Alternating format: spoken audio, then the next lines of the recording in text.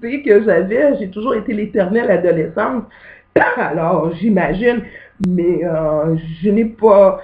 J'ai certains épisodes, par exemple avec les Indiens, où ce que j'aurais pas pu faire pire, là.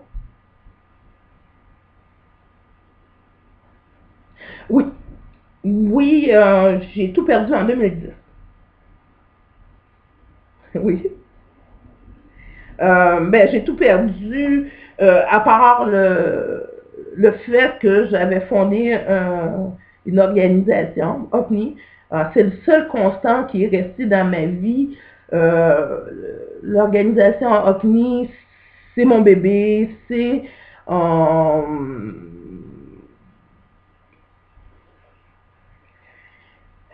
c'est mon tout. Cependant, je ne vais plus tout donner à OCNI. J'ai passé 11 ans de ma vie à tout payer, à ne pas demander de l'aide aux différents paliers de gouvernement. De toute façon, euh, j'avais l'impression que si j'étais noire à la tête de quelque chose et que je ne mettais pas de blanc pour me surveiller, même quand j'étais avocate, j'ai eu cette sensation-là.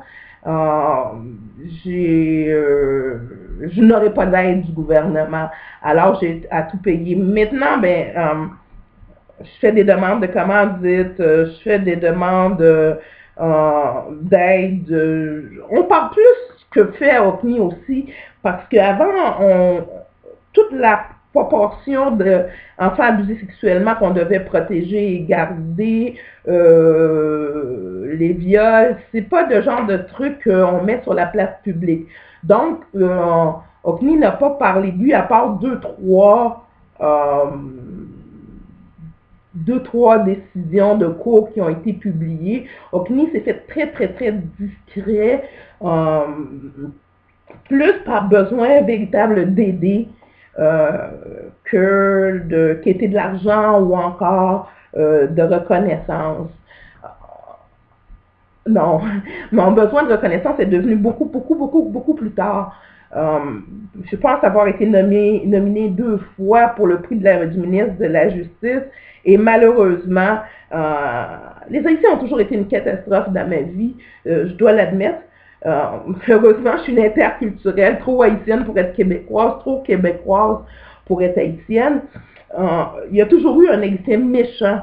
Mais je n'avais pas compris que ce peuple-là pouvait faire du mal gratuitement. Oui, tous les peuples sont capables, mais que à la personne, parce que j'arrive dans cette communauté-là, moi, en 2003, où ce qu'on rend OCNI public, officiellement, OCNI est enregistré.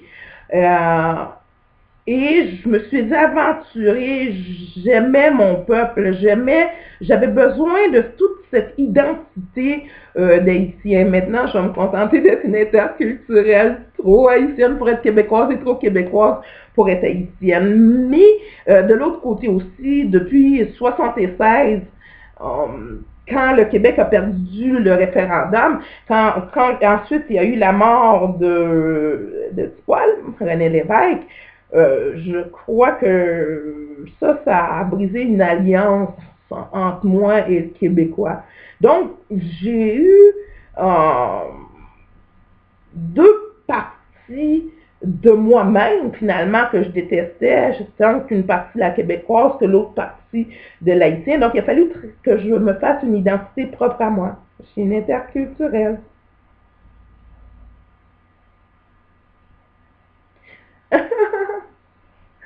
Non, attends. Ce que je veux maintenant, ben, bien sûr, OCNI va continuer à moins grande échelle. Des couteaux en dessous de la gorge, des guns à côté de la tête, des gens qui sont dans des métiers dignitaires qu'ils vont utiliser leur pouvoir pour m'atteindre de ressources, je n'en veux plus. Alors maintenant, je vais arrêter mon monde de Walt Disney. C'est sûr qu'un couteau de la tête, un couteau en dessous de la gorge, puis un arme à feu à côté de la tête, c'est pas Walt Disney. Mais dans ma vie de tous les jours, parce que je devais rendre la vie et donner une vision plus belle de ce que les enfants abusés sexuellement ou violés qui venaient à la maison avaient vécu. Donc, je pense que j'ai trop un petit peu vécu avec mes lunettes roses, qu'on dirait en espagnol, mais Rosa Numba, Numba Rosa, si, Numba Rosa. J'ai un peu trop vécu sur mon nuage rose et malheureusement, durant ce temps-là, je n'ai pas remarqué qu'il y avait des gusanos blancos dans la vie.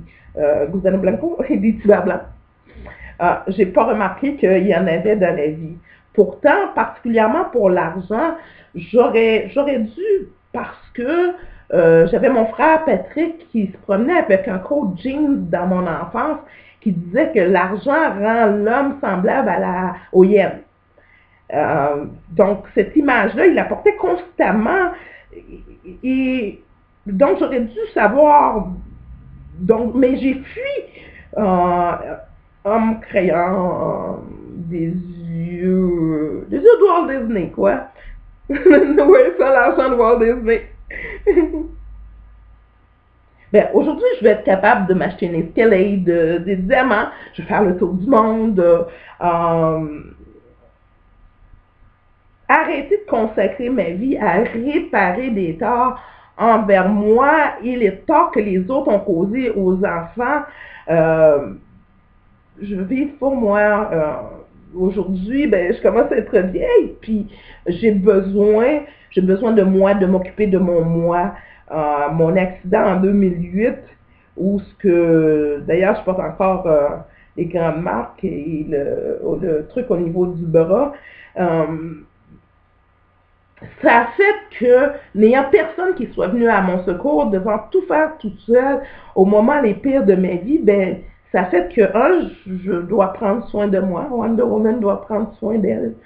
Et arrêter mon syndrome de Jésus-Christ. Fatigué, hein, tu sais, quand Jésus-Christ est venu pour nous sauver, ben, on l'a crucifié.